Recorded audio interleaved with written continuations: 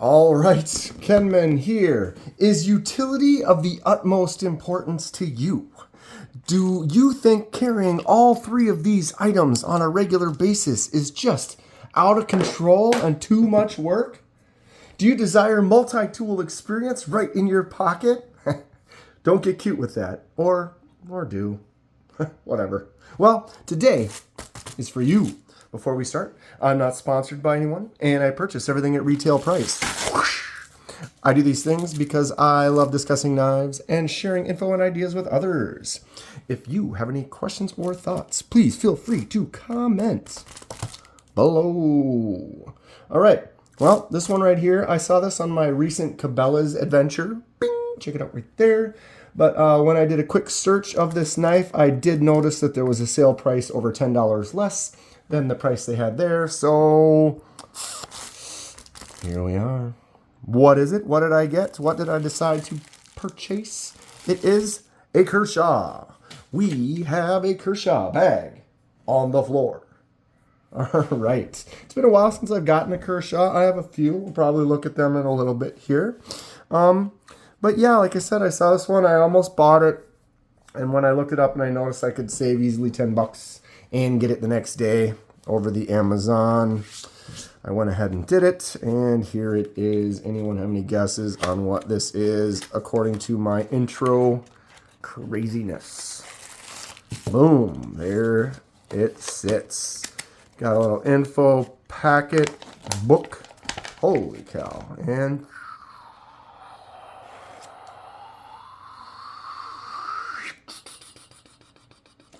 want to see the other side too?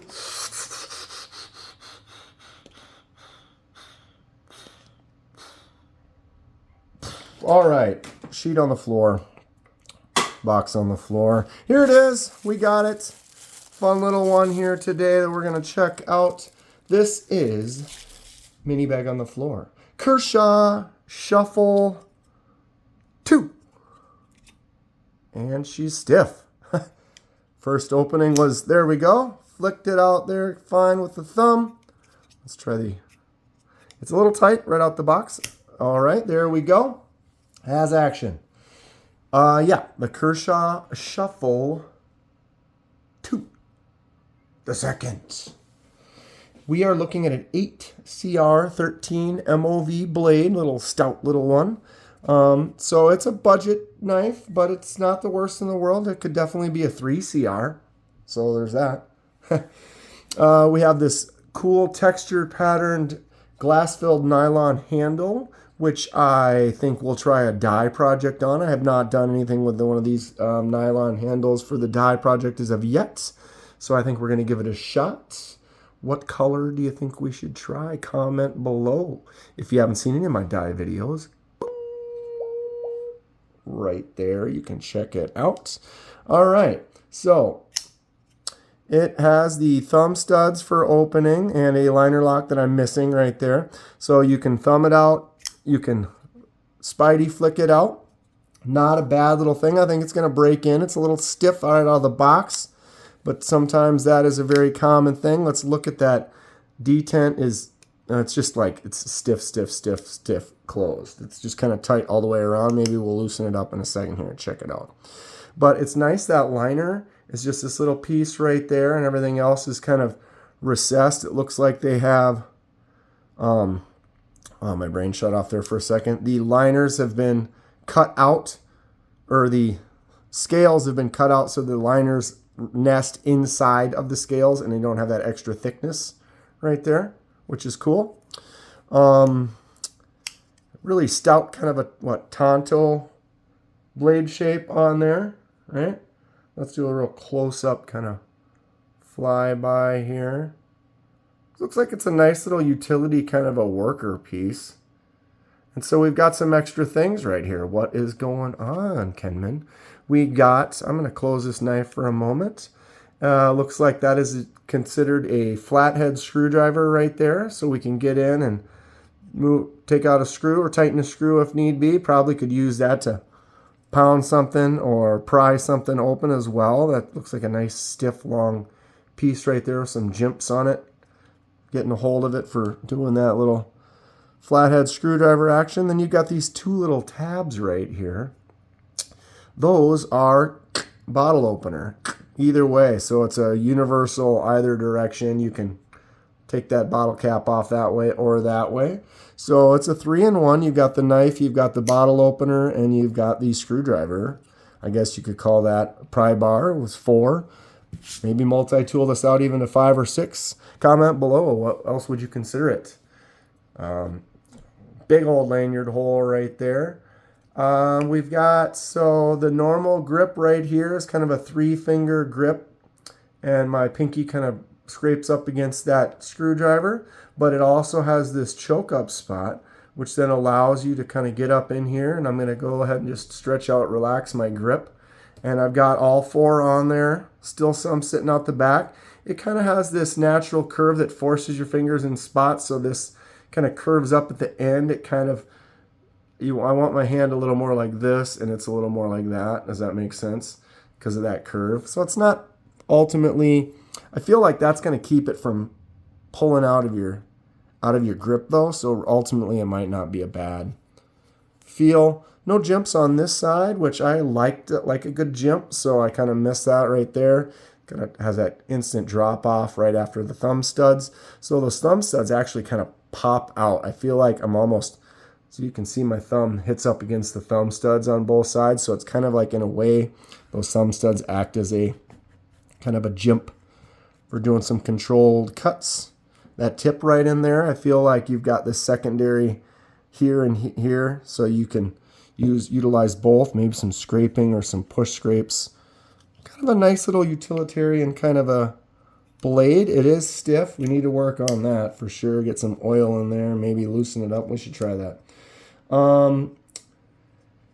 Yeah, where are we at? Centering. Actually, the blade looks like it's centered pretty well. And the lockup is solid.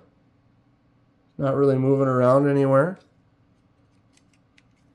If anything, I'd say that I feel like I go a little high on the, like the lock could go up a little higher. Feels like I have to kind of aim into that a little bit more, but that's not terrible. You enjoying what you see? Hit that like button and subscribe if you'd like to see more. Helps me out, and I really appreciate it. So the branding, big old Kershaw right across the blade right there, but they do have it kind of tucked up, and then they got the info tucked into here. 8CR13 China, little logo. Not so bad. It doesn't distract too terribly much on this particular design, the way they've got it tucked in. What color should we dye this? We're going to try this nylon, glass-filled nylon handle with these cool textures on there. It's kind of a rock, kind of chunky, non-uniform, interesting texture. I can dig it. I can dig it. Let's get some measurements here. 6 3/8 from tip to tip. Blade is just a little bit more than 2.5 right to that front surface of the handle there. Looking at a cutting surface, you've got a 1 inch of cutting surface there and an 1 3/8 there. So add those together for the full cutting surface. Handle is 3 7/8 basically. Not bad. And then thickness, it's under a 1/2 inch, but more than 3/8. A little bit more than 3/8, but it is a fairly skinny handle.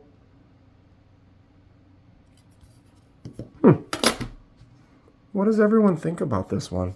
This is not an expensive knife. It was in the $20, $25 range or something like that.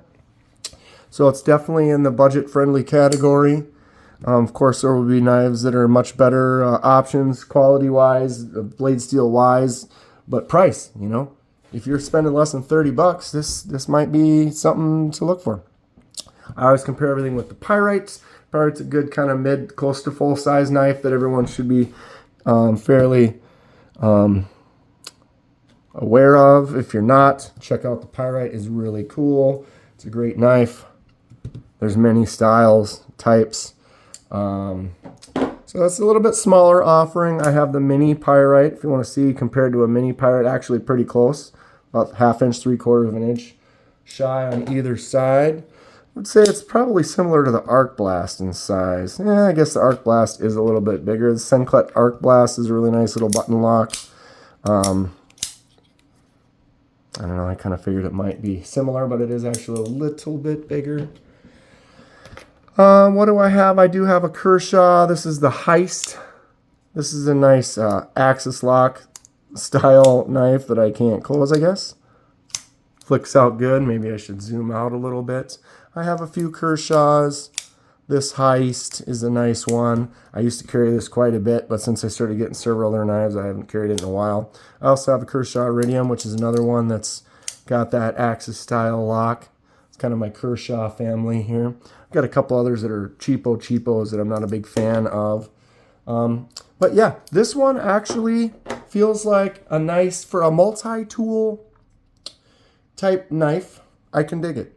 I'm all right with this. Let's try to loosen that up once. We are very solid right now, so I should be able to go. It looks like it's a captive pivot, which is cool. It's a T8. I'm going to go ahead and loosen that up a little bit. Still solid. When you loosen it, you start, see now my blade isn't centered. It's already starting to go over there. But let's check it out. Oh, see now, look at that. Still kind of tight. But you hear that? It flicks out much better. I think this might break in nicely. See, the thing is you want to worry about when you loosen it is, did you make it not solid? This is still solid. There is no play. It's a solid knife. That's good stuff. Where is my oil? Go ahead and grab. I've got some of this KPL oil that I picked up. Not too expensive. But I'm going to go ahead and throw a little drop right there where that is going to be rubbing up against the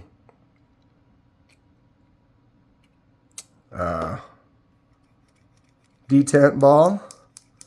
Kind of work that in a little bit. And then what you want to do is just sit on your couch and watch a movie or watch your shows or whatever you do, and just, or sit at work and just sit there and open it and close it and open it and close it. Kind of work it in.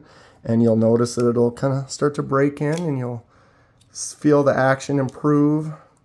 Just want to make sure you don't loosen it too much. That always comes into play. And I know when you got cheaper knives, I might need to go in here and try to work on recentering it, which you can do. There's some techniques that you can do where you go in there and loosen everything up and then tighten it back down, and you can kind of recenter your blade. I do that often. If you take a knife apart and put it back together and you don't get it centered, you can get in there and fix that. This feels all right, though. I'm okay with that. I think it's going to break in nicely. This is a good fifth pocket or secondary kind of carry. You can keep in your glove box, or like I said, when you're maybe a hiking bag or something like that.